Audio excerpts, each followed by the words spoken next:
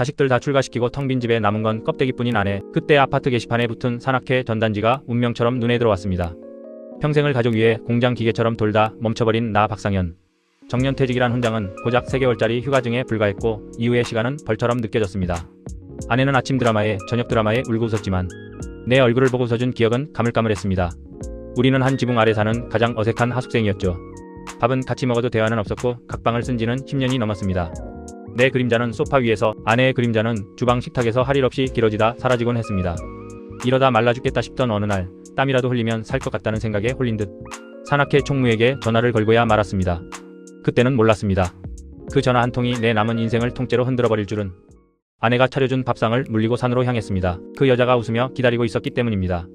산악회에 나간 첫날 모두가 어색해하는 나에게 먼저 다가와 물병을 건넨 사람이 서연 씨였습니다. 남편과 사별한 지 5년째라던 그녀는 웃는 모습이 참 고왔습니다. 회장님은 산 타는 모습이 꼭 장군님 같아요. 별것 아닌 칭찬 한마디에 수십 년 묵은 녹이 벗겨지는 기분이었습니다. 아내에게서는 단 한 번도 들어보지 못한 말이었습니다. 그녀는 내 지루한 옛날 이야기를 귀 기울여 들어주었고 내 썰렁한 농담에도 까르르 웃어주었습니다. 매주 주말이 기다려졌고 등산복을 입는 내 발걸음은 소풍 가는 아이처럼 가벼웠습니다. 그녀는 나를 돈 버는 기계도 애들, 아빠도 아닌 오롯이 박상현이라는 남자로 봐주었습니다. 내 인생의 봄날은 다 갔다고 생각했는데 늦가을에 벚꽃이 피더군요. 그 헛된 망상에 취하기 시작한 겁니다. 아내가 등산만 가면 연락두절된다는 친구의 푸념을 들으며 사실은 내가 바로 그 연락두절의 주인공이라는 생각에 가슴이 철렁 내려앉았습니다. 서연 씨와의 관계는 산을 내려와서도 계속됐습니다. 처음에는 산 아래 식당에서 막걸리 한잔하는 것이 전부였지만 곧 평일에도 커피 한잔하자는 핑계로 만남을 이어갔습니다. 아내에게는 동창들 만나고 온다, 옛 직장 동료 상가집에 간다는 거짓말을 둘러댔죠. 그녀와 함께 있으면 65세의 늙은이가 아니라 30대 청년이 된 것 같았습니다. 휴대폰을 뒤집어 놓는 버릇이 생겼고 아내가 옆에 있을 때 울리는 진동 소리에 심장이 멎을 듯 놀라곤 했습니다. 죄책감이 없진 않았지만 이건 사랑이 아니라 그냥 외로운 사람들끼리의 위로일 뿐이라고 스스로를 속였습니다. 하지만 그녀의 손을 잡고 어두운 공원 벤치에 나란히 앉아있을 때면 이것이 돌이킬 수 없는 강을 건너고 있다는 것을 본능적으로 느끼고 있었습니다. 은퇴 남성들이 산악회에서 꽃뱀에게 당하는 바로 그 수법, 제게 일어날 줄은 꿈에도 몰랐습니다. 어느 날부터인가 서연 씨의 얼굴에 그늘이 지기 시작했습니다. 무슨 일이냐고 몇 번을 물어도 괜찮다며 웃어 보일 뿐이었습니다. 그러던 어느 날 함께 저녁을 먹던 그녀가 어렵게 입을 열었습니다. 대학생 아들 등록금 때문에 급하게 돈이 필요한데 사정이 여의치 않다는 것이었습니다. 회장님께 이런 모습 보이기 싫었는데 정말 죄송해요. 그녀는 눈물을 글썽이며 고개를 숙였습니다. 그 모습에 내 가슴은 무너져 내렸습니다. 평생 나만 바라보고 산 아내의 얼굴이 스쳐 지나갔지만 눈앞에서 눈물을 흘리는 이 여자를 외면할 수 없었습니다.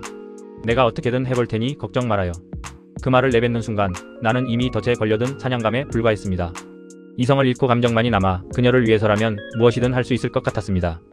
아내 몰래 평생 모은 비자금 통장을 해지하던 날 은행 창구 직원의 눈길이 유난히 차갑게 느껴졌습니다.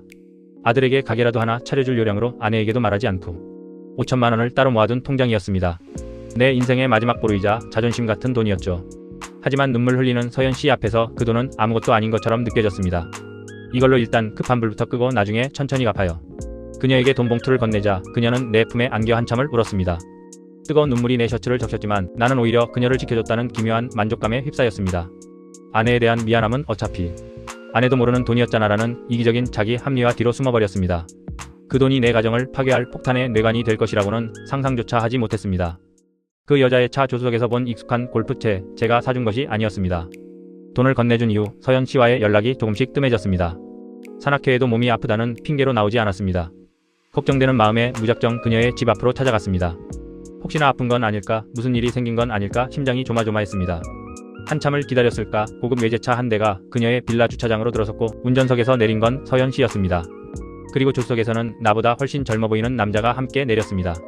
남자는 자연스럽게 그녀의 어깨를 감쌌고 차에서 내린 골프 가방에는 내가 처음 보는 신형 골프채가 꽂혀 있었습니다. 내 돈으로 아들 등록금을 낸다던 그녀의 모습은 어디에도 없었습니다.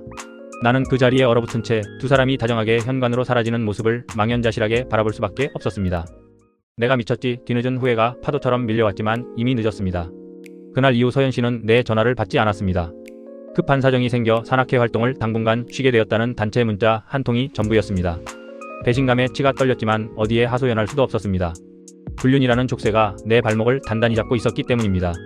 며칠을 뜬 눈으로 밤을 새우며 술로 지새웠습니다. 아내는 말없이 해장국만 끓여줄 뿐 아무것도 묻지 않았습니다. 그 무심함이 그날따라 고맙게 느껴졌습니다. 거울 속에 비친 내 모습은 초라하기 짝이 없는 늙은이였습니다. 잠깐의 설렘과 인정욕구에 눈이 멀어 평생을 함께한 아내를 배신하고 노자금까지 날려버린 내 자신이 한심해서 견딜 수가 없었습니다. 내가 미쳤지, 정말 미친놈이었지. 텅 빈 방 안에서 내뱉는 후회는 공한 메아리가 되어 돌아올 뿐이었습니다. 각방 쓴 지 10년 아내가 처음으로 제 방문을 열고 들어와 던진 한마디에 세상이 무너졌습니다. 그날은 아들 내외가 찾아온 날이었습니다. 나는 아무렇지 않은 척 손주를 안고 웃고 있었죠. 저녁 식사가 끝나고 아들 내외가 돌아간 뒤 설거지를 하던 아내가 조용히 내 방문을 열었습니다. 그리고는 식탁 위에 통장 하나를 탁소리 나게 내려놓았습니다. 당신 앞으로 온 대출 상한 독촉장이야. 이 5천만 원 그 여자한테 갖다 바친 돈이야. 아내의 목소리는 분노도 슬픔도 아니었습니다. 모든 것을 체념한 사람처럼 건조하고 차가웠습니다. 나는 아무 말도 할 수 없었습니다. 어떻게 알았냐고 물을 수도 변명을 할 수도 없었습니다. 아내는 나를 벌레 보듯 쳐다보더니 당신이란 인간 정말 징글징글하다. 그 한마디를 남기고 방을 나갔습니다. 10년 동안 닫혀있던 방문보다 아내가 닫아버린 마음의 문이 더 무겁게 느껴졌습니다. 황혼 이혼의 끝은 결국 이렇습니다. 이것이 바로 제 실제 이야기입니다. 아내는 변호사를 통해 이혼 서류를 보내왔습니다. 재산 분할 요구서에는 내 퇴직금의 절반과 현재 살고 있는 아파트의 명의 이전이 명시되어 있었습니다. 평생을 바쳐 이룩한 모든 것이 모래성처럼 무너져 내렸습니다. 아들은 내 전화를 받지 않았고 딸은 울면서 어떻게 아빠가 엄마한테 그럴 수 있냐며 소리를 질렀습니다. 나는 완벽하게 혼자가 되었습니다.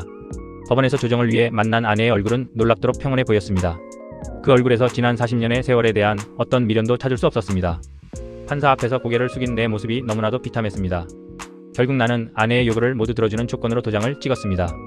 평생의 동반자를 잃고 자식들에게 외면당하고 재산의 절반까지 잃었습니다. 늦바람의 대가는 그렇게 혹독했습니다. 재산 30억도 소용없습니다. 늙어서 혼자 남겨진다는 것은 바로 이런 것입니다. 나는 아파트를 나와 작은 원룸 오피스텔에서 혼자 지내고 있습니다. 넓은 거실도 아내가 차려주던 따뜻한 밥상도 없습니다. 편의점 도시락으로 끼니를 때우고 하루 종일 텔레비전 소리를 친구 삼아 시간을 죽입니다. 가끔 창밖으로 손을 잡고 걸어가는 노부부를 볼 때면 가슴에 시커먼 구멍이 뚫리는 것 같습니다. 내가 잃어버린 것이 잠깐의 설렘과 맞바꾸기엔 너무나도 소중한 것이었음을 이제야 깨닫습니다. 외로움을 이기기 위해 시작했던 일이 나를 더 깊고 어두운 외로움의 감옥에 가둬버렸습니다. 휴대폰 연락처를 아무리 뒤져봐도 먼저 전화 걸 곳 하나 없는 처지가 되었습니다. 해가 지고 방 안에 어둠이 내리면 사무치는 후회와 지독한 고독감이 온몸을 휘감습니다.